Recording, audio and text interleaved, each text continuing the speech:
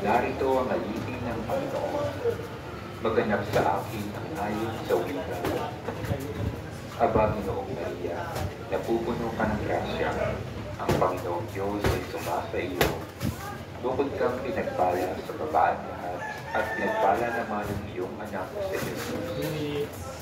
Santa Maria, Ina ng Diyos, ipanalangin mo kaming makasalanan, ngayon at kung kami mamamatay. Amen.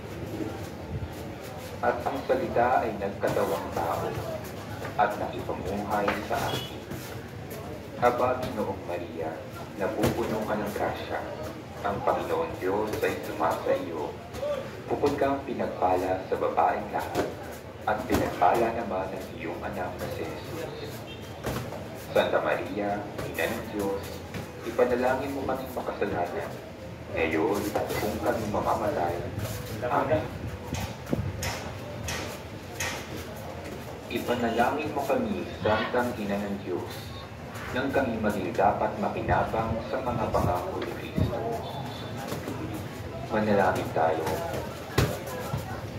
Panginoon namin Diyos, kasiyahan mo nawa ang aming mga kaluluwa ng iyong mahal na grasya. Yayamang dahilan sa pamamagitan ng amin ay nakilala namin ang pagkakatawang tao ni Jesucristong anak mo. Pakundangan sa mahal na sakit at pagkamatay niya sa krus, papakinabangin mo kami ng kanyang pagkabuhay na magmuli, pakaluwalhatian ng langit, alang-alang kay Jesucristo na aming Panginoon. Amen. Luwalhati sa Ama, sa Anak, at sa Espiritu Santo, kapara noong unang-una, ngayon at magpakailanman. Amen. Sa ngalan ng Ama, at ng Anak, at ng Espiritu Santo. Amen.